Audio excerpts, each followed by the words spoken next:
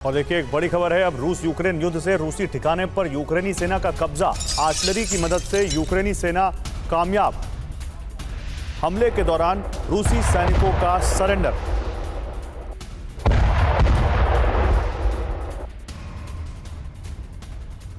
तो रूस के सैनिकों ने सरेंडर किया है। ये बड़ी खबर है, बड़ी कामयाबी है यूक्रेन के लिए। आर्टिलरी की मदद से यूक्रेनी सेना कामयाब। रूसी ठिकाने पर यूक्रेनी सेना ने कब्जा कर लिया।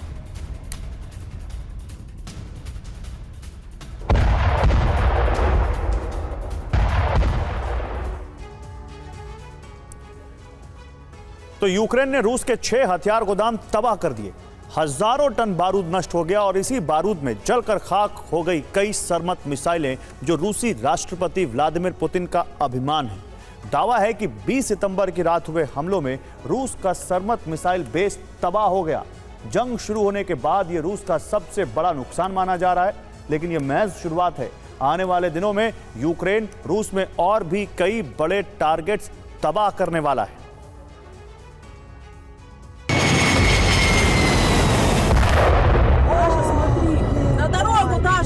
Смотри, я вижу дорогу.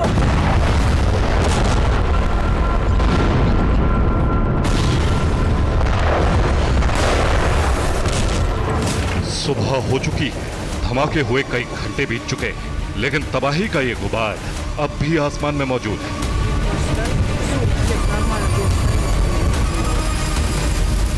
जमीन से तकरीबन 100 फीट ऊंचा ये धुआं रूस के हजारों टन बारूद की बर्बादी से उठा है।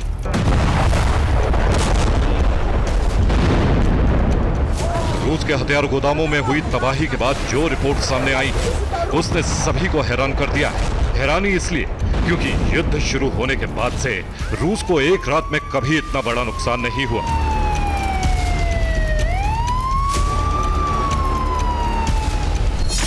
बीस सितंबर की रात यूक्रेन ने रूस के 6 हथियार गोदाम तबाह कर दिए थे। दावा है कि इस हमले में 30,000 टन बारूद जलकर खाक हो गया। रूस को सबसे ज्यादा नुकसान क्रास्नोदर और तवेर में मौजूद हथियार गोदाम में हुआ। क्रास्नोदर में उत्तर कोरिया से आई KN-23 मिसाइलें और 152 mm के आर्टिलरी शेल्स तबाह हो गए, जबकि तवेर में रखी रूस की सरमत मिसाइलों का जखीरा नष्ट हो गया।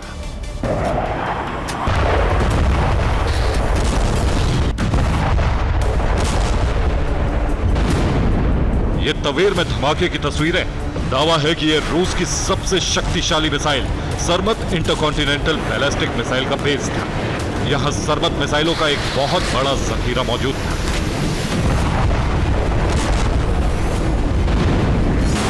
सरमत मिसाइलों की रेंज 18,000 किलोमीटर तक बताई जाती है। रूस ने इन मिसाइलों को खास तौर से पश्चिमी देशों में तबाही के लिए तैयार किया था, लेकिन यूक्रेन ने इनका एक बड़ा हिस्सा तबाह कर दिया।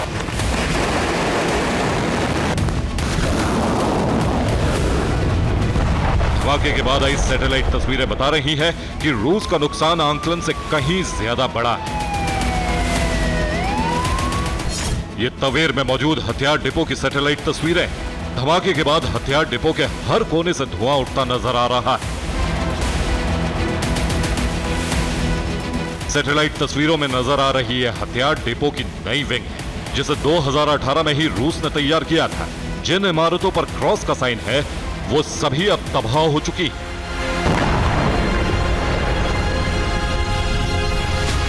तवेर में मौजूद पुरानी विंग में भी काफी डैमेज हुआ है।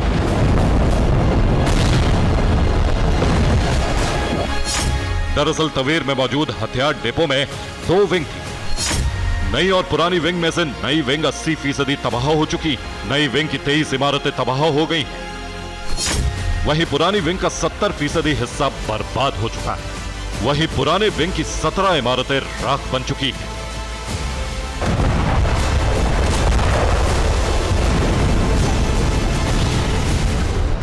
तवेर की तरह ही क्रास्नोदर से आई सैटेलाइट तस्वीरें भी बड़ी तबाही की गवाही दे रही। हथियार डिपो में आग और धुआं हर तरफ नजर आ रहा है।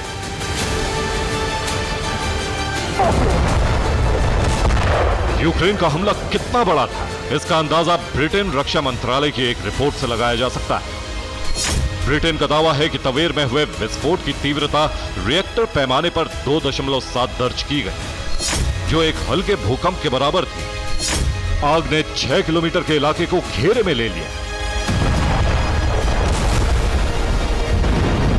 सिर्फ इतना ही नहीं, ब्रिटेन ने यह भी दावा किया है कि इन धमाकों से रूस को भारी नुकसान हुआ है, जो उसके युद्ध लड़ने की क्षमता पर काफी ज्यादा असर डालेगा।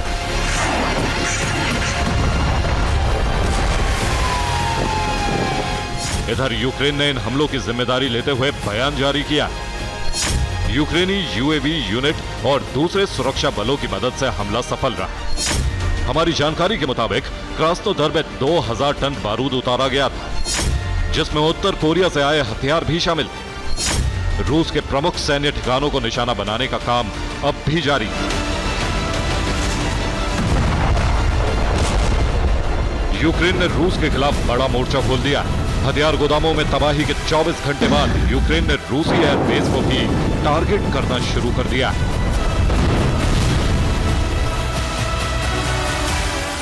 ये कलुगा में मौजूद रूस के एयरबेस की तस्वीरें हैं, जहां यूक्रेन ने ड्रोन अटैक किया, जिसके बाद कई जगहों पर आग लग गई।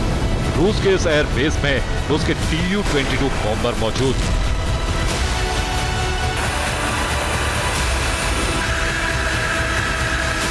हालांकि हमले में कितना नुकसान हुआ, इसकी कोई जानकारी सामने नहीं आई।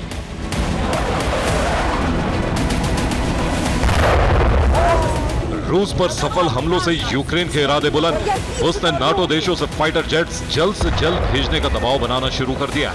यूक्रेन के रक्षा मंत्री ने अपने बयान में कहा, नाटो हमें और F-16 देने के लिए तैयार है। मिराज 2000 हमें मिलना भी फाइनल हो चुका है। ग्रिपेन और यूरोफाइटर को लेकर बात चल रही है। ये लिस्ट अच्छी है, लेकिन हमें ये जल्द से जल्द दिए जाने चाहिए।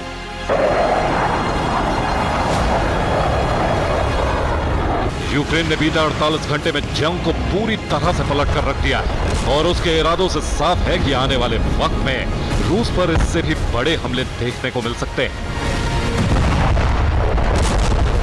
Bureau report, TV9 Bharatvarsh.